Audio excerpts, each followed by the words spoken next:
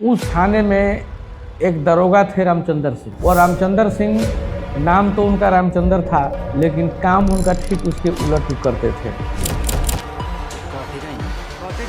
Human right advocate होते हैं आप, मानवाधिकार अधिवक्ता हैं। हम बहुत लोगों को नहीं पता है कि आपका काम क्या होता है। मानव को सेफ करके रखना है। 10,000 केसेस एक बहुत बड़ा नंबर होता है, और साथ में फ्री ऑफ कॉस्ट आप लड़ते हैं। हम खुद पिटिशनर बनते हैं और खुद हम केस लड़ते हैं, और ऐसे ऐसे केस की संख्या मेरे पास में बहुत ज़्यादा है। तो सुनीता किडनी कांड में आपने कैसे उनकी मदद की? काफ़ी तकलीफ हुआ है कि सुनीता अब इस दुनिया में नहीं रही। राष्ट्रीय मानवाधिकार आयोग और मीडिया, ये दो संस्थान का देन है कि सुनीता 2 साल तक जिंदा रही। कि एक बच्चे का 13 दिन बाद जो है कि किडनैप हो गया, चोरी हो गया, और वो 6 महीने बाद बरामद हुआ। उसमें आपने अहम भूमिका निभाई थी। जिसको घर में सेंध खन करके, जो चोर सब जो घर में पहले घुसता था तो वह सेंध खन करके वह अंदर वो घुसा था, और 13 दिन के बच्चा को। अगर आप नई सोच, प्रेरणादायक कहानियां और दमदार बातचीत का अनुभव करना चाहते हैं तो वाव पॉडकास्ट चैनल को अभी सब्सक्राइब करें। आज हमारे साथ मानवाधिकार अधिवक्ता SK झा हैं। आज हम उनके जीवन से जुड़े कई अहम पहलुओं पर बात करेंगे, साथ ही मानवाधिकार के कई मुद्दों पर भी इनसे जानकारी लेंगे। सर, बहुत बहुत स्वागत है आपका। बहुत बहुत धन्यवाद आप सभी लोगों का। एक जीवन में बहुत सारी ऊपर नीचे होती है, स्ट्रगल्स रहते हैं लाइफ में।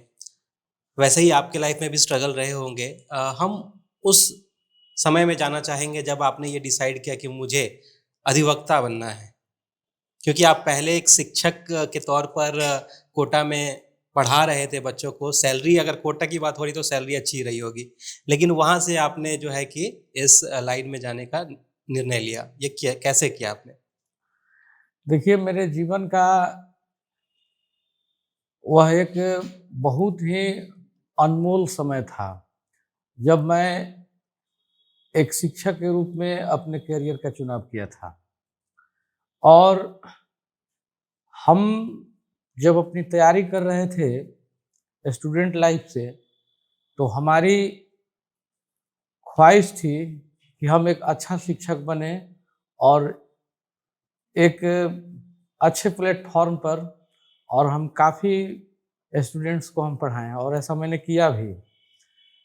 मैंने मैथमेटिक्स से PhD कंप्लीट किया। मेरा रिसर्च का जो पोर्शन था वह इंटीग्रल कैलकुलस था, और उसमें हमने PhD कंप्लीट करने के बाद में, और वहीं से हमारा सिलेक्शन हुआ था, हम पढ़ाने के लिए गए। उसके बाद में बहुत जगह पर हमने पढ़ाया।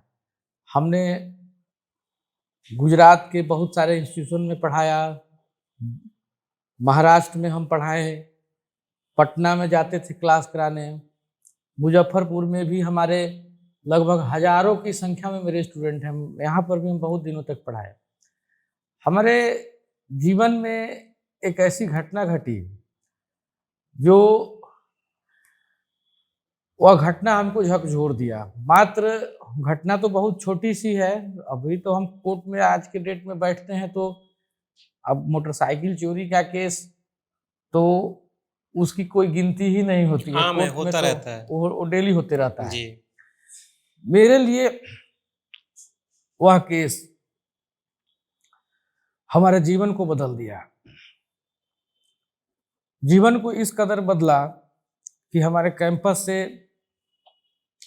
मेरी दूसरी मोटरसाइकिल चोरी हुई। मतलब अच्छा। कि एक पहले साल भर पहले भी एक मेरी मोटरसाइकिल चोरी हुई थी, जिसका इंश्योरेंस का क्लेम का पैसा फंसा हुआ था।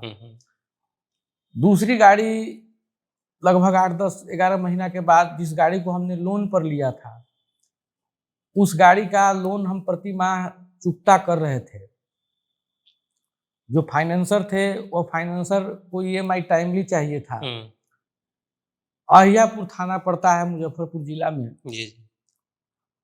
उस थाने में एक दरोगा थे रामचंद्र सिंह। वो रामचंद्र सिंह नाम तो उनका रामचंद्र था, लेकिन काम उनका ठीक उसके उलट वो करते थे। उनका काम था कि मुजफ्फरपुर जिले में वो लगभग दर्जनों व्यक्ति को हम्म, वह झूठा केस में फंसा करके उसके जीवन को खत्म कर दिया। हम्म, इतना ही नहीं, उस व्यक्ति के बारे में हम आपको बताएंगे कि वह व्यक्ति अपने जीवन काल में जहाँ जहाँ नौकरी किया, हमने पूरा जगह पर जा करके उसकी कहाँ ज्वाइनिंग हुई, कहाँ कहाँ उसने सर्विस किया, हम्म, किस किस थाना में उसने पोस्टेड था, हम्म, कितने कितने दिनों तक वो कहाँ पे रहा है, हम सारा तहकीकात किए। हम्म, हमने अपने रिसर्च में यह पाया कि रामचंद्र सिंह ने अपने जीवन काल में 500 से अधिक परिवार को बर्बाद कर दिया। अच्छा, उस दरोगा से हमारा पाला पड़ा हुआ था। हम्म, और वह दरोगा अब हमसे कहा कि 15,000 रुपये रिश्वत देना पड़ेगा, उसके बाद में तुम्हारा हम फाइनल फॉर्म भेजेंगे। ये कितने साल पहले की बात है? ये सर हम 14-15 साल पहले हम की बात है। 15 साल पहले 15,000? 15,000 रुपये का समझिए डिमांड तो हमसे लाख किया गया। रुपए की कीमत रही होगी उस समय। जी, और ये जो है 14-15 बरस पुरानी बात है। उस वक्त ये हमसे मांगे कि 15,000 रुपया हम आपसे लेंगे, हम्म, और वो रिजिड हो गए। हम्म, अब रिजिड हो गए, उसके बाद में हम उनको पैसा नहीं दिए। हम्म, बाद में हम अपना लड़ाई लड़ना शुरू किए। लड़ाई लड़ने के क्रम में क्या हुआ कि अब हमको इंटरेस्ट आना शुरू हुआ। हम्म, अब इंटरेस्ट आना शुरू हुआ तो उस इंटरेस्ट के पीरियड में अब हम इस मोटरसाइकिल के केस को लेकर हम पहुंच गए सुप्रीम कोर्ट में। हम्म, अब स्टार्टिंग फेज में सभी लोग हमको कहते थे कि भाई एक मोटरसाइकिल की गाड़ी की केस को लेकर के सुप्रीम कोर्ट जा रहे हैं। हम्म, हम national human right commission, Bihar state human right commission, सभी फोरम में गए। हमारा मामला जब हाईलाइट हुआ, हम्म, कोर्ट तक पहुंचा, हमको पैसा मिल गया। अच्छा, और पैसा हमारा जो क्लेम था मात्र 84,000 रुपया का क्लेम था। हम्म, और आपको ताजुब होगा कि वह 84,000 रुपया वह मिलना था, जो फाइनेंसर था कंपनी जो हमको लोन दिया था उसको मिलना था। हम्म, अब देखिए उसमें हुआ क्या, हमको बेनिफिट क्या हुआ। जब हम संघर्ष कर रहे थे तब हम अकेले थे। हम्म, उस समय हमको बेनिफिट क्या मिला कि हमको मिल गया टोटल 12 लाख रुपया। अच्छा, हमने 7 लाख रुपया उसमें से डोनेट कर दिए। एक बहुत ही बड़े कैंसर संस्थान है, वहीं पर हम डोनेट किए। अच्छा, क्योंकि वह दान मेरा गुप्त दान था, हम्म, इसलिए नाम बताना सही नहीं है। हम्म, और उसमें से 5 लाख रुपया मुंबई के एक बहुत ही बड़े फिल्म स्टार हैं, उनके हमने एनजीओ को हमने दिया। अच्छा, बहुत बड़े फिल्म स्टार हैं, वहां पर भी मेरा गुप्त दान था, इसलिए हम उसका भी नाम नहीं बताएंगे क्योंकि मेरा वो था, गुप्त दान था। हम्म, और जो ईएमआई वाला जो फाइनेंसर था, हम्म, उस फाइनेंसर को भी वह इंश्योरेंस से वहीं से अपना सेटअप हो गया। मेरे पास में कुछ नहीं बचा। तो अब सब लोग पूछे कि तब अब तुम फिर लड़ा क्यों। तो अब हम लोगों को बताया कि हमको वकालत अब करना है, इसीलिए हम अपने केस पर स्टडी कर रहे थे। अच्छा, इसी क्रम में कब वकील बन गए कुछ पता नहीं चला, अब वकील बन गए। लेकिन मानवाधिकार के लिए हम वर्ष 2006 से ही हम्म, हम देश के शीर्ष लोगों के हम संपर्क में थे, और उन लोगों के साथ में हम मानवाधिकार का कार्य करते थे। हम्म, हम बताना चाहेंगे कि हम देश स्तर के वरिष्ठ शिक्षाविद श्री योगेंद्र यादव, पूर्व कानून मंत्री श्री शांति भूषण जी, जो कि अब दुनिया में नहीं रहे, हम इन लोगों से बराबर मिलते थे। हम्म, और उन लोगों को देखते थे कि एक इतने बड़े बड़े विद्वान लोग सब हैं, और एक मुद्दे की बात करते हैं, मुद्दे की बात लड़ते हैं। अब उनका पर्सनल लाइफ क्या है नहीं है उससे हमको क्या मतलब, लेकिन इतना एजुकेशन लेने के बाद में व्यक्ति अगर कुछ कर रहा है तो हम लोगों को भी करना चाहिए। प्रेरणा लेते थे आप उनसे? हम लोगों ने उसके बाद में हम अपना रास्ता अख्तियार किए, क्योंकि मुजफ्फरपुर मेरा कर्म भूमि है, और मुजफ्फरपुर से हमारा बचपन से लगाव है। हमने वकालत के लिए इसी जगह को हमने चुना, और हम चलते चले गए, और कभी पता ही नहीं चला कि वकालत के फील्ड में स्ट्रगल का भी कोई समय होता है क्या। क्योंकि जिस समय हम कचहरी कंपाउंड में आए थे उस समय में भी मेरे पास में सैकड़ों की संख्या में केस था। क्योंकि हम मानवाधिकार आयोग में सब लोगों के लिए लड़ रहे थे, तो सारे केसेज मेरे पास थे और बहुत सारे मुकदमा था जिसमें हम कोर्ट में आए, लेकर के आए और हम लड़े और डिसीजन तक हम जाते हैं। हम बताना चाहेंगे कि अब रामचंद्र सिंह से एक पीड़ित था एक दूसरा व्यक्ति जिनका नाम है अनंत राम, पेशे से शिक्षक, मुजफ्फरपुर जिले के ही एक सरकारी विद्यालय में शिक्षक थे।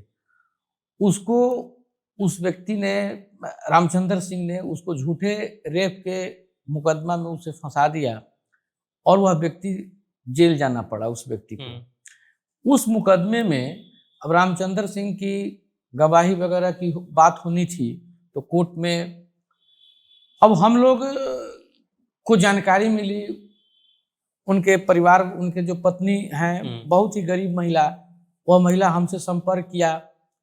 हम रामचंद्र सिंह के पीछे पड़े तो मालूम चला कि रामचंद्र सिंह मर चुका है। फिर रामचंद्र सिंह मर चुका है, कोर्ट में हम बराबर यह कहते रहे कि भाई रामचंद्र सिंह तो जिंदा है।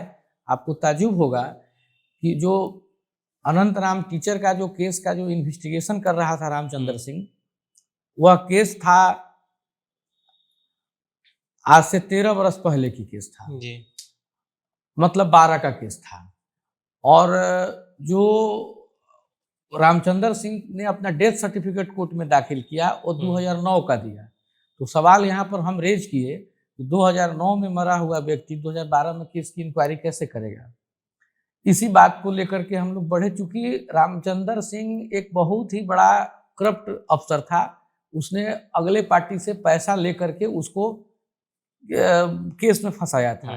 क्योंकि कांड की जो सूचिका थी जिसने 376 का एलिगेशन लगाया था, उसने कोर्ट में आकर के फिर से बोलने का की वह तैयारी की थी। उसने कोर्ट में लिखित रूप में दिया भी था कि हमारे हस्बैंड ने हमसे गलत बयान करवाया है। अच्छा।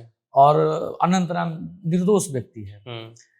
जब इस चीज की जब जानकारी रामचंद्र सिंह को हुआ तो रामचंद्र सिंह, मुझे याद है, बहुत ही मुस्कुराते हुए अंदाज में कोर्ट कैंपस में बोला था कि हमने तो अपना डेथ सर्टिफिकेट दाखिल करवा दिया है। रामचंद्र सिंह के पत्नी का नाम मनमती देवी है, उनका बेटा एक चंदन है। वो दोनों आदमी आए थे डेथ सर्टिफिकेट लगाने मुजफ्फरपुर सिविल कोर्ट में। हमको बोले कि हम तो अपना डेथ सर्टिफिकेट लगा दिए हैं, आप हमको ढूंढते रहिएगा। हमने उसी वक्त अपना जनेऊ उतार करके रख दिया था और हमने कहा कि जिस दिन तुमको हम देश और समाज के सामने में हम जब तक तुमको हम जिंदा लाएंगे नहीं तब तक हम जनेऊ पहनेंगे नहीं। ये तो बहुत चर्चित केस रहा है आपका, इसमें हम डिटेल में बात करेंगे। इससे पहले मेरे कुछ सवाल हैं, पहले उसको हम देख लेते हैं। जैसे कि ह्यूमन राइट एडवोकेट होते हैं आप, मानवाधिकार अधिवक्ता हैं। हम बहुत लोगों को नहीं पता है कि आपका काम क्या होता है, आप किस तरह के केस लड़ते हैं, किन लोगों की मदद करते हैं, उस पर थोड़ा आप रोशनी डालें। जी देखिए, मानव अधिकार को समझने के लिए 2 ठो रेगुलेशन है जिसको जानना बहुत आवश्यक है। पहला है UDHR 1948, universal declaration of human rights, जो अंतर्राष्ट्रीय मानवाधिकार सार्वभौम घोषणा पत्र है 1948। इसको समझना होगा, जो कि पूरे विश्व पर लागू होता है। उसका अभिप्राय यह है कि पूरे विश्व में जो मानव जाति है उसकी रक्षा कैसे हो, मानव को सेफ करके रखना है। क्योंकि द्वितीय विश्व युद्ध के बाद में बहुत संख्या में लोग मरे थे, तो एक विश्व स्तर पर बात उठी थी कि एक ऐसा रेगुलेशन लाया जाए जिसमें मनुष्य को बचाने की बात हो, युद्ध की बात बिल्कुल ना हो। तो वहीं एक विश्व स्तर पर एक यूनिवर्सल डिक्लेरेशन बना जिसको कहा गया कि नहीं, यह पूरे वर्ल्ड पर लागू होगा। उस वक्त लगभग देशों ने उस अभिसमय को माना और भारत में मानवाधिकार संरक्षण अधिनियम 1993 आया। उसके बाद में राष्ट्रीय स्तर पर राष्ट्रीय मानवाधिकार आयोग और राज्य स्तर पर राज्य मानवाधिकार आयोग कार्य करना शुरू कर दिया। देश स्तर पर जो राष्ट्रीय मानवाधिकार आयोग में जो लोग होते हैं उसमें अध्यक्ष के पद पर माननीय सुप्रीम कोर्ट ऑफ इंडिया के जस्टिस होते हैं, और स्टेट में माननीय उच्च न्यायालय पटना या किसी भी स्टेट के जो उच्च न्यायालय हैं उस उच्च न्यायालय के एक रिटायर्ड जो हैं तो न्यायमूर्ति होते हैं। इनका वर्क रहता है कि मनुष्य को सेव करना है। अब सवाल है कि हम किस टाइप के मुकदमे उसको उसमें से हम लोग देखेंगे। तो अब जैसे देखिए, जो हम लोग बार बार कहते हैं ना कि लोकतंत्र में मानवाधिकार, लोकतंत्र है तो मानवाधिकार है और मानवाधिकार है तो लोकतंत्र है। जहां पर किसी व्यक्ति के वैसे अधिकार जो कि प्रकृति प्रदत्त है और जो हमारे संविधान के द्वारा दिया गया है उसका के साथ में कहीं पर खिलवाड़ होता है तो बस वहां पर बना हुआ है मानवाधिकार। अच्छा। तो यह रोजमर्रे की जिंदगी में हर किसी व्यक्ति के साथ में, हर कोई व्यक्ति के साथ में यह जुड़ा हुआ है। पहला है किसी के अधिकारों की हनन होती है तो आप तक आ सकते हैं, आप तक हमारे तक आ सकते हैं जी। और इस एकदम इसका सिंपल चीज है, यह तो जन जागृति का चीज है।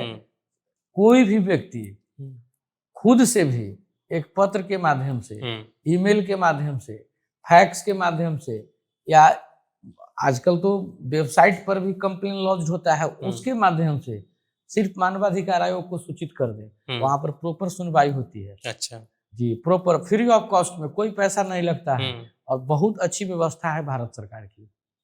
और यह जो हमारे जो माने स्वतंत्र उसको कमीशन बनाया गया है, स्वतंत्र कमीशन है, संवैधानिक कमीशन है, बहुत पावरफुल है, इसलिए उसमें हर कोई जा सकता है।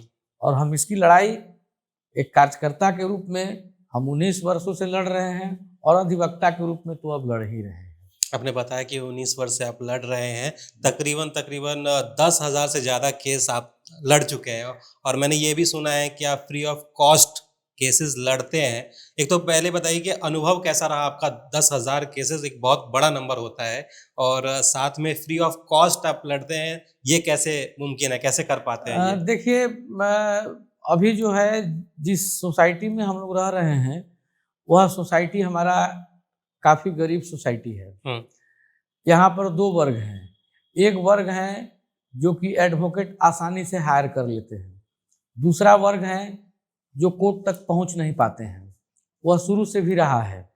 तो मेरा यह मानना है कि जब हम बात करते हैं न्याय सबके लिए, तो हमारी यह जिम्मेवारी बनती है कि हम इस दिशा में हम बढ़ करके कार्य करें।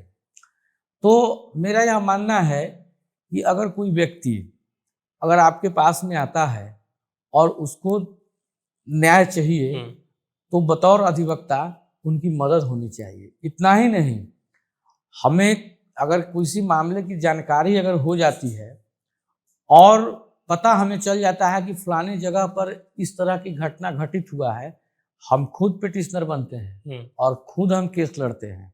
और ऐसे ऐसे केस की संख्या मेरे पास में बहुत ज़्यादा है। दूसरी बात है कि जो अनुभव है, तो अब तो हम भूल चुके हैं कि हम भी कभी पीएचडी किए थे, हम भी कभी बीएड एमएड किए थे, हम भी कभी शिक्षक पात्रता परीक्षा वगैरह पास किए हुए थे सेंट्रल लेवल पर। ये सब कुछ भूल चुके हैं। साथ ही साथ 2 सब्जेक्ट से हमने नेट क्वालिफाई किया था, ये सारा कुछ अब हम भूल गए हैं। अब कंप्लीट सवेरे से शाम तक मुकदमे के साथ जगते हैं, मुकदमे के साथ सोते हैं और मुकदमे में ही लगे रहते हैं। और इसमें सबसे बड़ी बात है, ईश्वर का एक असीम कृपा है मेरे ऊपर, इसमें हमारे परिवार का बहुत ही बड़ा योगदान है।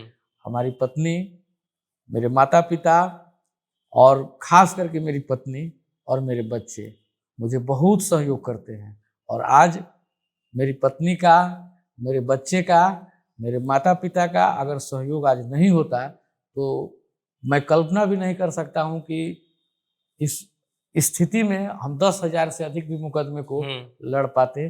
सब प्रभु की कृपा है और चल रहा है और अब आजीवन चलते रहेगा। कभी ऐसा लगा है, मतलब होता है ना, कभी टेंशन हो जाता है तरह तरह की बातों को लेकर, तो कभी ये नहीं ख्याल आया कि अरे यार टीचर ही अच्छे थे, सही पैसे कमा रहे थे, ये कहाँ फंस गए?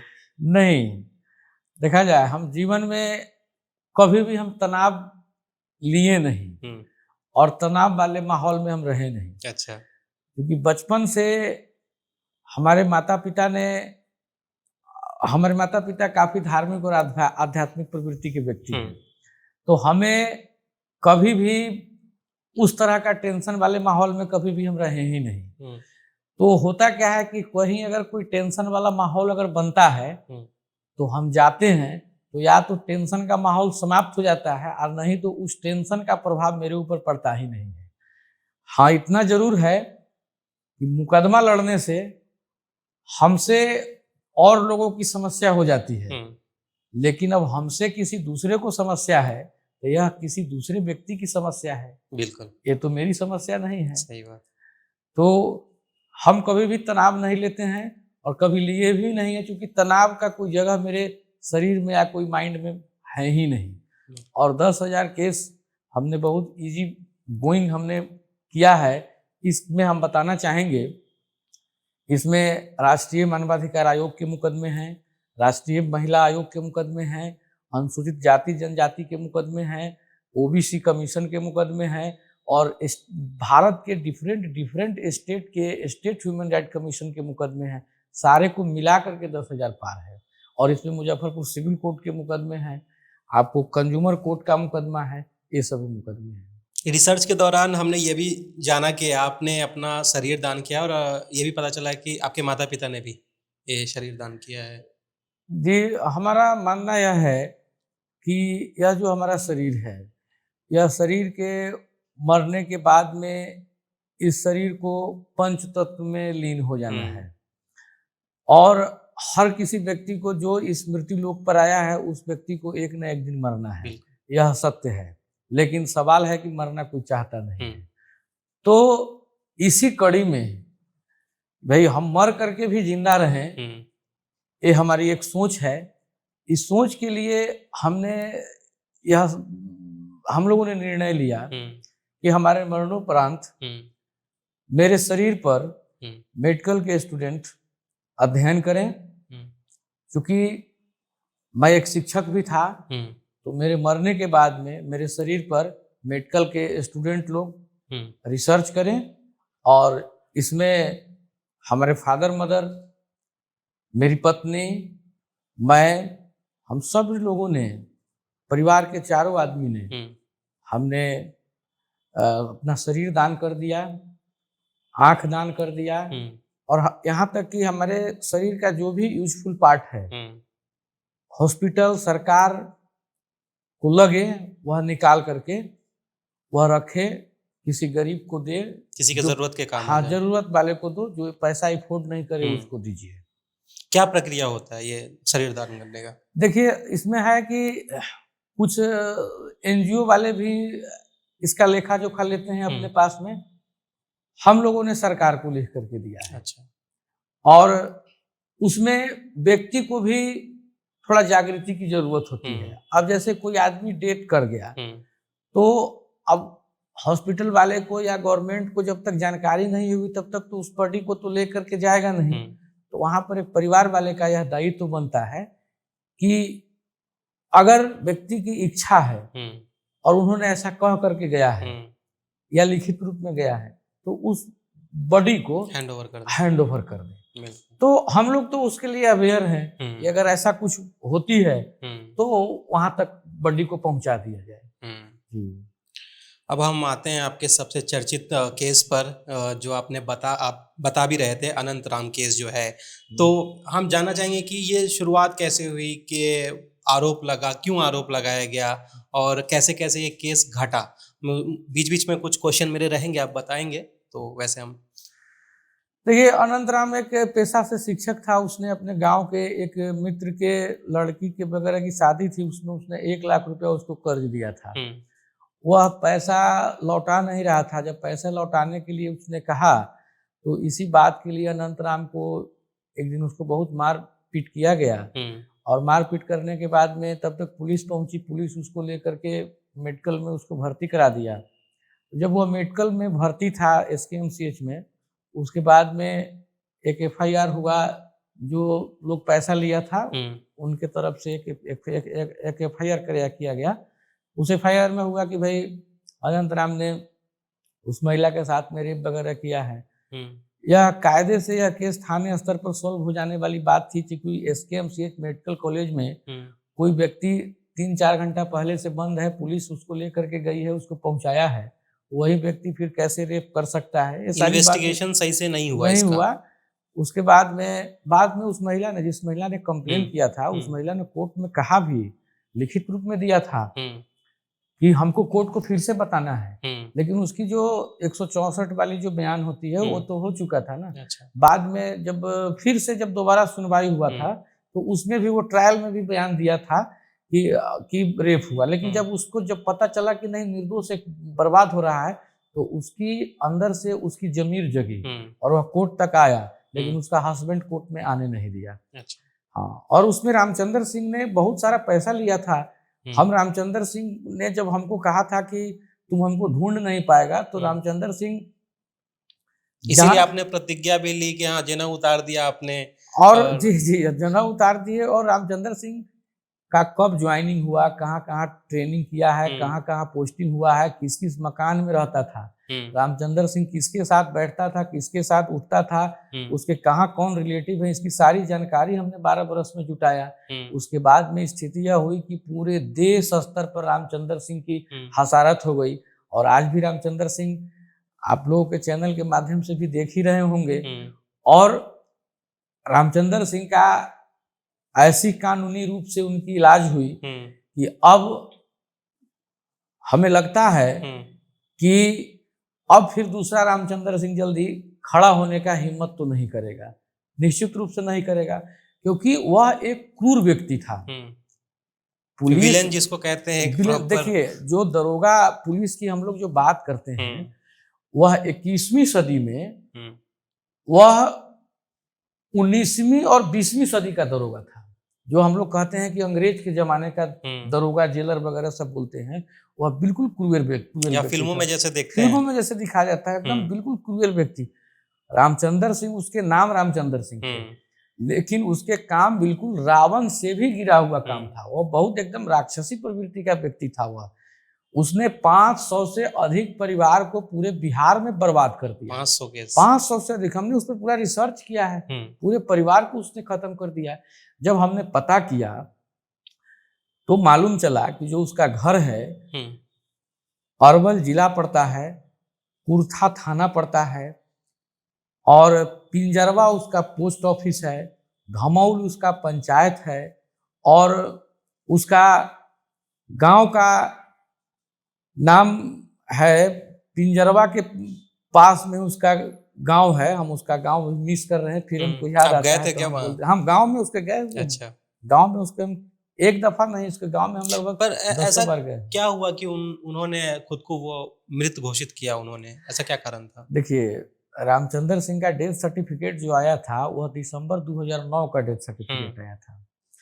तो वह 2009 का उसका डेथ सर्टिफिकेट था। अब इसका क्या कारण था, यह रामचंद्र सिंह ही जाने। 2 कारण इसके हो सकते हैं। पहला है कि वह फर्जरी करके इंश्योरेंस वगैरह का वह उगाही किया होगा।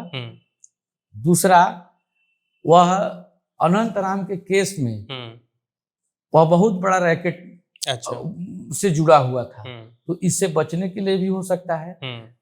और लेकिन जब हम लोग हाई कोर्ट में गए, और हाई कोर्ट को जब हम लोगों ने मामले की जानकारी जब दिया, फर्स्ट हियरिंग जैसे ही हाई कोर्ट के पास में यह मामला गया, हाई कोर्ट ने देखा, अनंत राम को सीधे बाइज्जत बरी कर दिया। अच्छा, थोड़ा सा भी कोई डिले नहीं, एकदम बाइज्जत बरी। और अनंत राम आज के डेट में फिर से उसकी नौकरी वापस मिल गई, फिर से अनंत राम नौकरी कर रहा है, फिर से जिस पद पर था उस पद पर भी आ गया। लेकिन उसका जो 7 साल का समय था, वह 7 साल का समय तो चला गया, लेकिन इसका पनिशमेंट रामचंद्र सिंह को सामाजिक पनिशमेंट मिला। और उसके बाद में हम लोग जो है उसके गांव से लेकर के अगल बगल तक सारा जगह उसकी भद पीट गई, और इसकी लड़ाई आज भी हम मानवाधिकार आयोग में लड़ रहे हैं। आपने बताया कि अनंत राम 7 साल जो है वो सजा काटे उन्होंने। हाँ, तो क्या उनका कम्पनसेशन उनको मिला? नहीं, क्योंकि वक्त तो किसी को लौटाया नहीं जा सकता है, लेकिन उसके एवज में अभी मिला नहीं है। लेकिन आने वाले समय में निश्चित रूप से हम लोग संघर्ष कर रहे हैं, कंपनसेशन उनको मिलना चाहिए, और हम लोग लड़ रहे हैं, तो लड़ रहे हैं तो आज न कल तो रिजल्ट भी तो मिलेगा ही, मिलेगा, मिलना चाहिए उनको कंपनसेशन जी। क्योंकि विदेशों में ऐसा कई केसेस ऐसे आए हैं कि एक व्यक्ति था जो 37 साल तक जेल में रहा, बाद में पता चला हाँ, कि वो अमेरिका में था। हाँ रेप हाँ, नहीं जी, किया जी, है, जी, उसको यूरोप वगैरह। 116 करोड़ रुपए हाँ, लौटाने हाँ, पड़े, हाँ जी, वो अमेरिका में है ना। था, तो इस हाँ तरीके की चीजें होती हैं, और जी, वक्त तो कीमती होता ही है किसी के जी, जीवन जी, के लिए, तो वो कंपनसेशन अगर दे सके तो वो बहुत बड़ी जी, हेल्प जी, होगी। जी। मेरा सवाल इससे है कि आपने जनेऊ उतारा, तो एक जनेऊ हाँ, जो है, उनका गाँव का नाम याद आ गया। हाँ रामचंद्र सिंह का एड्रेस हम बता देते हैं। रामचंद्र सिंह पिता स्वर्गीय बद्री नारायण सिंह, ग्राम गोहरा, ग्राम पंचायत धमौल, थाना कुर्था, जिला अरवल, बिहार। ये जो भी इनसे मिलना चाहे वो हाँ, जाके जो भी मिल इनसे सकता मिले है। नहीं, ये बता देते हैं आपको जी। हम क्यों एड्रेस बता दे रहे हैं कि रामचंद्र सिंह पिता बद्री नारायण सिंह, ग्राम गोहरा, थाना कुर्था, जिला अरवल, इसलिए कि ये जिस जिस जगह पर जाते थे उस जगह पर अलग अलग एड्रेस बताते थे, क्योंकि इनके गांव को ढूंढने में हमको 3 बरस लगा था। 3 बरस 3 गाँव बरस लगा ढूंढने था, में लग गए। गांव ढूंढने में 3 बरस लगा था। और इनकी पत्नी का नाम मनमती देवी है, और इनके पूरे खानदान का हमारे पास में पूरा चिट्ठा है। आपने सब कुछ रिसर्च कर लिया हमने उनके पूरा ऊपर। रिसर्च किया था कहाँ पर किसको इन्होंने फंसाया था। गौहरा गांव पड़ता है अरवल में, एक छोटा सा गांव है।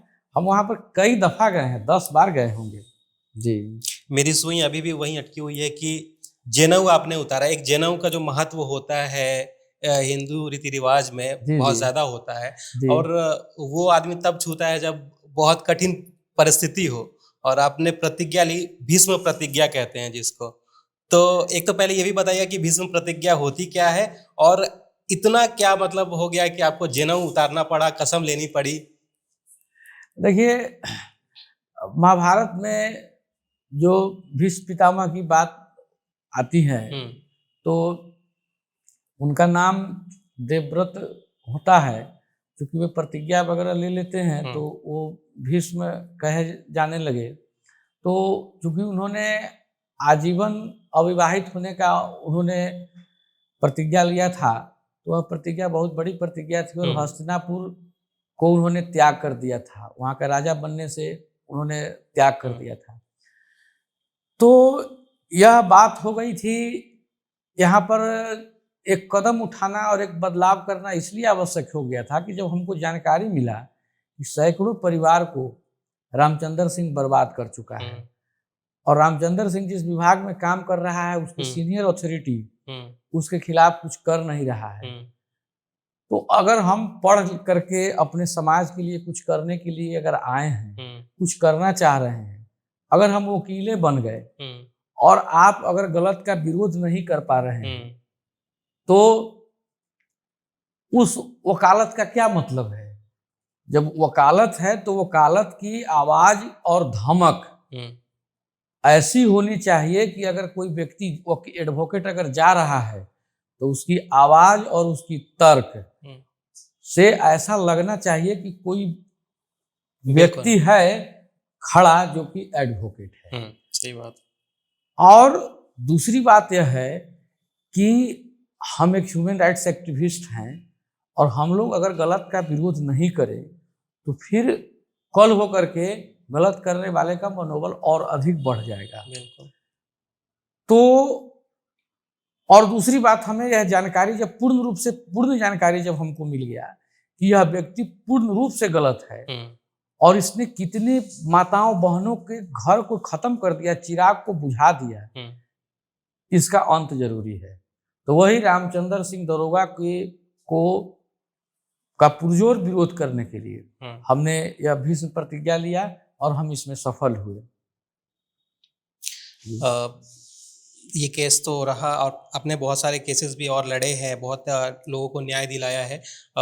हाल फिलहाल में एक बहुत चर्चित केस हुआ था, सुनीता हत्याकांड, सुनीता किडनी कांड। तो सुनीता किडनी कांड में आपने कैसे उनकी मदद की, और हालांकि उनकी तो मृत्यु हो गई है, लेकिन कहीं ना कहीं आपने बताया था कि सरकार की भी लापरवाही उसमें रही थी, क्योंकि किडनी ट्रांसप्लांट हो सकता था। देखिए, सुनीता का जो किडनी कांड का जो मामला आया था, उसके घर के पास में एक शुभकांत क्लिनिक था। उस शुभकांत क्लिनिक में कुछ फर्जी डॉक्टर वगैरह सब थे, जिसके गलत ऑपरेशन से या नेग्लिजेंसी से सुनीता का दोनों किडनी खत्म हो गया। अब वह किडनी किसी रैकेट में चला गया या किडनी यूं ही खत्म हो गया, इसकी इन्वेस्टिगेशन भी पुलिस आज तक नहीं कर पाई। हम राष्ट्रीय मानवाधिकार आयोग में गए। हम आपको बता दें कि सुनीता, राष्ट्रीय मानवाधिकार आयोग और मीडिया, ये दो संस्थान का देन है कि सुनीता 2 साल तक जिंदा रही। राष्ट्रीय मानवाधिकार आयोग समय समय पर सरकार को तलब करती थी और मीडिया इसको काफी प्रमुखता से इस खबर को छापती थी।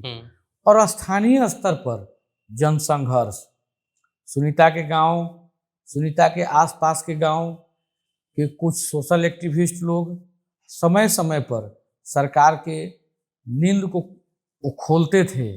सुनीता के जो ब्लॉक हैं, उस ब्लॉक स्थल पर बार बार धरना लोग देता था, इससे सरकार की नींद खुलती थी। और हम इधर मानवाधिकार आयोग में हम लगे रहते थे। परिणाम क्या हुआ? कोर्ट से भी डॉक्टर को सजा हुआ, मानवाधिकार आयोग से कंपनसेशन वगैरह सब भी मिला, लेकिन सुनीता को बचाया नहीं जा सका। इस बात का मुझे जीवन भर मलाल रहेगा। जी। और भी कई केसेस हैं, क्योंकि केसेस 10,000 है, उसमें से हमने कुछ इंटरेस्टिंग केसेस निकाले हैं। जैसे कि एक बच्चे का 13 दिन बाद जो है कि किडनैप हो गया, चोरी हो गया, और वो 6 महीने बाद बरामद हुआ। उसमें आपने अहम भूमिका निभाई थी, वो स्टोरी जरा बताइए। जी, ये पूर्वी चंपारण जिले के आदापुर थाना अंतर्गत एक गम्हरिया खुर्द गांव है। उसी गम्हरिया खुर्द गांव में एक 13 दिन का बच्चा था, जिसको घर में सेंध खन करके, जो चोर सब जो घर में पहले घुसता था तो वह सेंध खन करके वह अंदर वो घुसा था और 13 दिन के बच्चा को चोरी कर लिया। इस बात की जैसे ही हमको जानकारी मिली, हम पहुंच गए राष्ट्रीय मानवाधिकार आयोग। परिजन को कुछ पता नहीं है कि हमारे केस पर क्या हो रहा है। अच्छा। हम पहुंच गए राष्ट्रीय मानवाधिकार आयोग। हमने बिहार सरकार को नोटिफिकेशन कराया, डीजीपी को तलब करवाया, उसमें बहुत बड़ा टीम गठन हुआ। अंततः हम खुद भी, हमारी अपनी भी एक जो ब्रिलियंट एडवोकेट लोग हैं, जो युवा हैं, वो हमारे टीम में मेरे साथ काम करते हैं। हम अपने टीम के साथ में पूरा जब इंक्वायरी करना जब शुरू किया तो हम लोगों को यह चीज श्योर हो चुके थे कि अब वह बच्चा मिल जाएगा।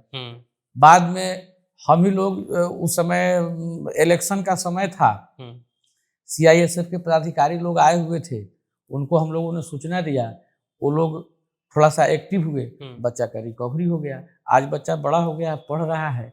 और लेकिन आज तक हम बता दें, आज तक उनके पेरेंट्स से हमारी टेलीफोनिक की बात होती है। अच्छा, अभी तक हम लोग देखे भी नहीं। बड़ी बात है कि आपने हमने देखे भी नहीं, बचाया है आपने। हमने देखी भी नहीं, देखा भी नहीं उन्हें, और उनसे हमारी टेलीफोनिक बात ही होती है।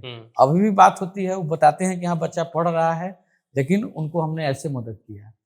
और कचहरी में हमारे पास में जो लोग आते हैं, उनके लिए, जो लोग दूर से आते हैं, उनके लिए भोजन की व्यवस्था भी रहती है। जो लोग रात में रुकना चाहते हैं, उनके लिए हम रुकते भी हैं। समस्या जेन्युइन होना चाहिए, मदद बिल्कुल करते हैं।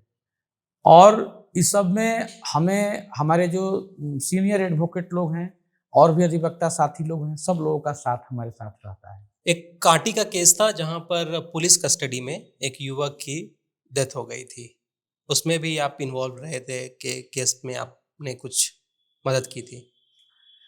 जी देखिए, जो हिरासत में किसी का भी अगर मौत होता है तो वह मौत मानवाधिकार उल्लंघन का बहुत ही बड़ा गंभीर मामला बनता है। हिरासत में कोई है तो पुलिस की जिम्मेदारी है कि इसको कुछ ना हो। बिल्कुल, वह पुलिस की जिम्मेदारी है कि उसको किसी तरह का कोई समस्या ही नहीं होना है। वह व्यक्ति अगर कोई आरोपित है तो आरोपित है तो उस पर तो दोष सिद्ध करना वो तो न्यायालय का काम है। लेकिन अगर हिरासत में उसके साथ में कुछ तरह की घटना घटित होती है तो इसकी सारी लायबिलिटी जो होती है वो जो वहाँ के पदाधिकारी हैं उनकी है। फिलहाल यह मामला नेशनल ह्यूमन राइट कमीशन के पास में है और इसकी हाई लेवल की मॉनिटरिंग चल रही है। क्योंकि जी। इसमें बताया गया था कि उसने सुसाइड किया है ना कि वो हत्या है। इसमें आयोग में जब हियरिंग हुई थी हम्म तो उसमें जिला प्रशासन से 18 बिंदुओं पर हम्म सवाल मांगा गया है, जो कि 18 बिंदु इतने महत्वपूर्ण है कि आज तक हम जितना दिन से काम कर रहे हैं आयोग के लिए, हमने आज तक अपने लाइफ में वैसा हार्ड पॉइंट आज तक हमने नहीं देखा है जितना हम्म कांटी वाला में डिमांड किया गया है। हम्म तो एक दिन इस केस में जरूर ही लैंडमार्क डिसीजन होगा। और आप जैसे लोग हैं जिसकी वजह से कि पुलिस प्रशासन को भी डर के रहना पड़ता है कि कुछ गलती करेंगे तो उसका जो है कि वो ज़्यादा दिन तक छुप नहीं सकता है। नहीं, देखिए पुलिस प्रशासन में है कि हम बताना चाहेंगे कि यूरोप के कंट्री में वहाँ पर पुलिस बहुत फ्रेंडली काम करती है हम्म और वहाँ पर ऐसा लोगों का मैंने मानना है कि वह एक सोशल एक्टिविस्ट है, सोशल वर्कर की तरह लोग काम करता है। भाई पुलिस अगर हमारे यहाँ आया है तो हमको मदद करेगा। अपने यहाँ ठीक उसके उलट हो जाता है। यहाँ तो लोग डरते हैं कि पुलिस आ गई है। पुलिस की मतलब है कि यहाँ पर लोग समझता है कि भाई पुलिस आ गया। अब इसे जितना लोग भूत प्रेत से नहीं डरता है सही बात। उतना लोग अब पुलिस से डरता है, लेकिन डरने की बात नहीं है। हम्म लेकिन अब हर कोई कर नहीं पाता है, लेकिन हम्म आपको कानून का जानकारी रहना चाहिए हम्म और जीवन में हमेशा 2-3 पॉइंट है अपने काम के प्रति। जैसे हम लोग कहते हैं ना कि 3D हम अपने अपने लाइफ में हमने इस्तेमाल किया है। 3D में डेडिकेशन, डिटर्मिनेशन और डिवोशन, ये 3D हमने अपने लाइफ में हम खुद का एक्सपीरियंस में देखे हैं। और दूसरा हमने स्वामी विवेकानंद जी को हमने जब अध्ययन किया था तो हमने पाया कि आपकी संगति किसके साथ में है, कहाँ बैठते हैं, इन सारी चीज़ों पर अगर आप ध्यान देते हैं तो खुद व्यक्ति स्ट्रांग हो जाता है। वो पुलिस क्या किसी से भी लड़ सकता है। जी चमकी बुखार एक बहुत बड़ा केस हुआ था मुजफ्फरपुर जी में, पूरी नेशनल मीडिया यहाँ उलट गई थी, जी जिसमें कि बच्चों के मृत्यु हुए और उसमें मुआवजा नहीं मिल रहा था उनके परिजन को, उसमें भी आपने मदद की परिजनों की। जी, चमकी बुखार वाले में तो हमने मदद किया था और उसमें हमको लगता है कि 27 या 28 संख्या हमको ठीक से अभी नहीं याद आ रहा है, लेकिन 27 या 28 की संख्या में मुआवजा पेंडिंग था जिनको हम लोगों ने दिलवाया। दूसरी बात, राज्य मानवाधिकार आयोग पटना के आदेशानुसार पूरे बिहार में एक लेटर जारी किया गया उसी केस में कि एईएस और चमकी बुखार से कोई अगर बच्चा मरता है तो उसका इमीडिएट उसको डेथ सर्टिफिकेट मिलेगा अस्पताल के द्वारा तुरंत। पहले जो है डेथ सर्टिफिकेट नहीं देता था और बाद में लोग डेथ का कारण चेंज कर देता था और मुआवजा का राशि नहीं देता था। तो इसके लिए वहां पर सुनवाई हुआ तो कोर्ट के द्वारा यह आदेश दिया गया था, जो कि पूरे बिहार में यह आदेश लागू होता है, जिसको हमने लगभग इसमें हमने साल भर हमने लड़ा था और यह डिसीजन करवाया। तो आज देखिए कि पूरे बिहार में कहीं पर भी अगर चमकी बुखार का मामला आएगा तो इमीडिएट उसको इमीडिएट डेथ सर्टिफिकेट मिलेगा अगर कोई डेथ कर जाता है तब। जी आपने देश में या मुजफ्फरपुर बिहार में तो आप लोगों ने बहुत लोगों की मदद की है, आपने विदेशी नागरिकों की भी बहुत मदद की, उनके देश लौटने में उनकी बहुत सारी मदद की है। लगभग 30 विदेशी नागरिकों की अभी तक आपने उनको घर भेजने में मदद की है। जी 30 की संख्या थोड़ी सी पुरानी हो चुकी है, अभी वह संख्या 33 हो चुकी है, 34 हो चुकी है। 4 को आपने और हाँ 34 संख्या हो चुकी है, 30 थोड़ा सा पुराना है, 34 संख्या हो चुका है, जिसमें हमने रसिया, आपको अफगानिस्तान और आपको अमेरिका, चीन के भी नागरिक, बांग्लादेश के 3 नागरिकों को हमने भिजवाया था, एक नागरिक अभी यहाँ पर है, उज्बेकिस्तान और उसके बाद में भी ब्रिटेन के भी नागरिक थे। इन सारे देशों के, हाँ म्यांमार के नागरिक थे, इन सारे देशों के नागरिकों को हमने उनका केस मुफ्त में लड़ा है, क्योंकि ये सारे उसमें मैक्सिमम, हाँ नाइजीरिया के नागरिक मोतिहारी में थे, नाइजीरिया का नागरिक, उनको भी निकलवाया था। ये सारे लोग में मैक्सिमम लोग इनोसेंट थे, कुछ लोगों ने जुर्म किया था लेकिन जुर्म से अधिक उन्होंने सजा काट लिया था। तो ये भी तो एक मानवाधिकार का उल्लंघन है कि किसी को सजा मिलता है 6 महीना साल भर से जेल में बंद है, तो उन लोगों को हमने मदद किया। साथ ही साथ एक व्यक्ति था क्वीन डेविड दुहियन, जो कि सैन फ्रांसिस्को का रहने वाला था। वह व्यक्ति मधुबनी जिला में जो सीमावर्ती जगह है वहाँ से इनको गिरफ्तार कर लिया गया था एसएसबी के द्वारा, जबकि इनको बांध पर से ऑटो पकड़ना था और उसके जस्ट नीचे से अपना इंडिया शुरू होता है और वहीं से ऑटो पकड़ने आ गए, 10 कदम चले होंगे, एसएसबी वालों ने पकड़ लिया। बस इतना ही सा जुर्म था। एक बुजुर्ग आदमी थे और टूरिस्ट था, उसके बारे में हमें जानकारी मिली, हम सरकार से मिले, सरकार से हमने बात किया, जो जेल अथॉरिटी है स्टेट लेवल पर उनसे मिले थे, उन लोगों ने बात को समझा।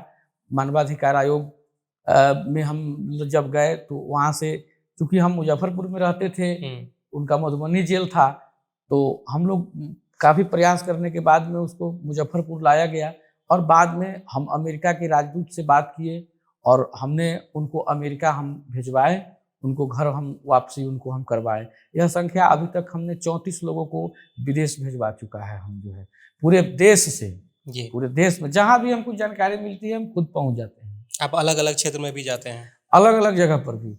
आपको बिहार के बाहर में झारखंड, उत्तर प्रदेश, मध्य प्रदेश, गुजरात, छत्तीसगढ़, महाराष्ट्र, जहाँ पर भी हमारी जरूरत पड़ती है, कोर्ट में मानवाधिकार आयोग तो मानवाधिकार आयोग, महिला आयोग तो महिला आयोग, हमारी कानून की बात जहाँ पर भी होती है हम बिल्कुल रखते हैं। एक और केस हुआ था कि चीनी व्यक्ति की यहाँ मौत हो गई थी। जी, देखा जाए चीनी व्यक्ति की जो यहाँ पर मौत हुई थी तो जेल अथॉरिटी का यह कहना था कि उसकी मौत हुई थी तो उसने सुसाइड कर लिया था। मेरा यह कहना है कि सुसाइड अगर करता है तो ये भी मानवाधिकार का उल्लंघन माना जाएगा और यह जेल अथॉरिटी की नेग्लिजेंसी को शो करता है। इसलिए कि 2023 में ही नेशनल ह्यूमन राइट कमीशन का गाइडलाइन आया था जेल अथॉरिटी के लिए, उसमें बहुत सारे प्रोविजन बनाए गए कि जेल प्रशासन को ये सारी सुविधाएं देनी है। उसमें से एक सुविधा और था काउंसलिंग का सुविधा और मनोवैज्ञानिक तरीके से उसको संभालने की सुरक्षा। वह चीनी नागरिक को उसका लाभ मिला ही नहीं। अब उस केस में अगर हमने देखा कि एफआईआर होता है तो गूगल से ट्रांसलेशन किया जाता है, जबकि कानून में कहीं नहीं लिखा है कि गूगल से ट्रांसलेशन करना है। उसको आदमी से बात कराना था, एक ट्रांसलेटर होना चाहिए। आदमी उसको ट्रांसलेटर करके समझाता और उसकी बात को समझता, उसकी अगर कोई कमी है उसको थोड़ा सा गाइड करता। कोई भी आदमी नहीं सुसाइड करता। सुसाइड का हमने बहुत सारा केसेस देखा है। सुसाइड लोग ऐसे ही नहीं कर लेता है, उसको एक समझाने वाला काउंसलर की जरूरत होनी चाहिए, जो मानवाधिकार आयोग का बहुत पहले गाइडलाइन हो चुका है, जिसका जेल अथॉरिटी मुजफ्फरपुर के द्वारा इसका अनुपालन नहीं किया गया। इसलिए आज के डेट में यह केस भी चल रहा है और यह भी केस में जेल प्रशासन के अगेंस्ट यह केस भी एक जजमेंट लेकर के ही आएगा। बिल्कुल। 10,000 से ज्यादा आपने केस लड़े हैं, हमने बहुत सारे केसेस के बारे में बात भी की है। अगर कोई केस दिलचस्प वाला जो हो छूट गया हो तो आप खुद बता दीजिए। जी, देखा जाए इसमें हम आपको बता दें कि एक बहुत बड़ी दिलचस्प केस एक है, मोतिहारी कोर्ट से संबंधित है, जिसमें आज से 15 वर्ष पहले एक महिला का मर्डर हो जाता है और उस महिला के पति, सास और ससुर तीनों को जेल भेज दिया जाता है और एक लंबे समय अवधि तक उसको जेल में रहना पड़ता है। ऑनरेबल पटना हाई कोर्ट से भी बेल उसको नहीं मिलता है और पुलिस कहती है कि इस महिला को मार करके फेंक दिया है इसके हस्बैंड ने और इसके सास ने और इसके ससुर ने। किसी भी माध्यम से वह केस ठीक 14 साल के बाद में हमारे पास आता है और हम उसकी तहकीकात करना शुरू करते हैं और हम नेपाल से उस महिला को हम जिंदा ढूंढ करके लाए। अच्छा। और जिंदा ढूंढ करके लाए और वह महिला जिला पूर्वी चंपारण के पताही थाना अंतर्गत के गांव की रहने वाली और अभी वो अपने मायके में रह रही है और वह महिला को हमने 15 साल के बाद जिंदा जब ढूंढ करके जब लाया तो उसके परिवार वाले जो सास ससुर वाले लोग थे वो कहते कि हम लोग तो अब आजीवन सजा काटने वाले थे, काटने की तैयारी कर रहे थे, लेकिन आप हमको ढूंढ करके कैसे लाए। हम आपको बता दें ऐसे हमने अब तक 16 मामले, हमने बिहार के कुल 16 मुर्दे को हमने जिंदा किया है। 16 मुर्दे को, जो 16 लोग ऐसे थे जो कभी समय मिलेगा तो हम 16 लोगों का टोटल पूरा बायोग्राफी हम बताएंगे। 16 ऐसे लोग थे जो पुलिस के रिकॉर्ड में मर चुके थे, हम्म, जो गांव के व्यक्ति के नजर के रिकॉर्ड में मर चुके थे, हम्म, गांव वाले भी भूल गए थे कि मर गए, और हम उस 16 लोगों को आज के डेट में हम खोज करके उनको जिंदा किए हुए हैं और उनको जिंदा हम लाए हुए हैं। दूसरा बात यह है कि हम किसी भी मुकदमा को हम लोग जब देखते हैं तो जो मुकदमा देने वाले लोग हैं, ऐसा भी हमारे पास में बहुत सारे क्लाइंट कहते हैं, जो मुकदमा जो देने वाला व्यक्ति है वह अपने केस को भूल जाता है, इसलिए कि इतना बार न वो कोर्ट में दौड़ता है कि वह अपना मुकदमा आया और हमारे पास में दे दिया, और वह खुद को भूल जाता है कि हम क्या करने जाएं। लेकिन हम मुकदमा नहीं कभी भूलते हैं। अगर हमारा क्लाइंट आज हमको अगर फाइल देकर चला गया और अगर वह साल भर तक नहीं भी आया, अगर हमको छोड़कर भी चला गया, तो जब तक उस केस की हम अंतिम स्थिति तक नहीं पहुंचते हैं तब तक हम उसको नहीं छोड़ते। आप लगे रहते हैं? हम उसमें लगे हुए रहते हैं, इसलिए कि हमारा अब प्रकृति और प्रवृत्ति ऐसी बन चुकी है कि हम आपको शुरू में ही बोले हैं कि हम मुकदमे के साथ में सोते हैं और मुकदमे के साथ में जगते हैं। और हम कहीं भी जाते हैं तो जब तक हमने कुछ दिनों पहले 3-4 महीना पहले हमने गॉल ब्लैडर का ऑपरेशन कराया था, 2 दिनों तक मन नहीं लगता था। तीसरा दिन से हम हॉस्पिटल से जब निकले तो हम घर पे बैठ के मुकदमा लिखना शुरू कर दिए। उसके बाद में हम बिल्कुल और ज़्यादा रिकवर हो गए। तो हम मुकदमा के बीच में रहना, मुकदमा में देखना, और कभी भी हम लड़े हैं तो किसी कंपनी वाले की तरफ से नहीं लड़े हैं, सरकार की तरफ से नहीं लड़े हैं, हम हमेशा सरकार के विरोध में लड़े हैं और एक बचाव पक्ष के वकील के रूप में लड़े हैं, और यही लड़ाई हम जीवन भर लड़ेंगे। फ्री ऑफ कॉस्ट भी लड़ा है आपने? फ्री ऑफ कॉस्ट हमारे 60% मुकदमे हम फ्री ऑफ कॉस्ट ही लड़ते हैं, और हमें किसी भी चीज़ के, चूँकि हमारे जो भी हमारे सर्किल हैं, जो भी हमारे दोस्त हैं, उनसे हमारा एक ट्रांसपेरेंट रिलेशन है, तो इसलिए हम लोग बिल्कुल फ्री माइंड होकर के हम काम करते हैं। इसमें हमारे जो साथी अधिवक्ता हैं, साथी कार्यकर्ता हैं, जो भी हमारे इष्ट मित्र हैं, सभी लोगों का इसमें हमारा बहुत सहयोग मिलता है, और खास करके जो सबसे ज़्यादा सहयोग मिलना चाहिए वो मेरी पत्नी, मेरे बच्चे, मेरे फादर और मदर का बहुत मिलता है, तब हम करते हैं। और अभी सब तो स्टार्टिंग है, अभी बहुत तो लंबा रास्ता है, अभी तो स्टार्टिंग है। जीवन में है कि एक इतनी बड़ी लाइन खींच आ जाए कि फिर हमारे बच्चे अगर सड़क से चले, रोड पर चले, तो उस बच्चे को लोग कहे कि यह एसके झा मानवाधिकार अधिवक्ता का लड़का जा रहा है। तो बस यही है, ईश्वर से भी प्रार्थना कि प्रभु इतनी शक्ति दे कि हम गरीबों के लिए लड़ें, देश के लिए लड़ें, समाज के लिए लड़ें, और सब लोगों को जहाँ तक संभव हो पाए हम मदद करें, न्याय दिलवाएं, और रेखा इतनी लंबी खींच दें कि अगर हमारे बच्चे सड़क से होकर के गुजरें तो लोग बड़े गर्व के साथ कहें कि यह एसके झा मानवाधिकार अधिवक्ता का बच्चा जा रहा है। बिल्कुल, हर व्यक्ति के अपने मानवाधिकार हैं, और किस प्रकार से हम अपने जीवन में अपने मानवाधिकार की रक्षा कर सकते हैं? देखिए, मानवाधिकार एक बहुत ही बड़ा सब्जेक्ट है। अगर हम जब मानव के अधिकार की बात करें तो मानव के कर्तव्य की भी बात बोलना पड़ेगा, और यह कंप्लीट आध्यात्म पर आधारित यह विषय है। तो मानवाधिकार कार्यकर्ता बनने के लिए व्यक्ति को आध्यात्म से भी जुड़ना होगा, कानून से भी जुड़ना होगा, और दार्शनिक रूप से भी जुड़ना होगा, तभी हम प्रकृति को समझ पाएंगे। तो अगर हम अपने अधिकार की बात करते हैं तो हमें अपने कर्तव्य की भी बात करना होगा, क्योंकि कोई भी नियम बनता है तो हमें उसका आदर करना चाहिए। हम उसको नियम को तोड़े ही नहीं। तो अगर हम मानवाधिकार की अगर अपनी रक्षा करते हैं तो उसके लिए हमें खुद में हमें सबल होना पड़ेगा। सबल कैसे होना पड़ेगा? कानूनी रूप से सबल होना पड़ेगा। सबल हमको अपने सांसारिक रूप से, हमें जो सांसारिक जो आडंबर है इससे बचना होगा, और हमको अपने आप में एक सॉलिड होना पड़ेगा।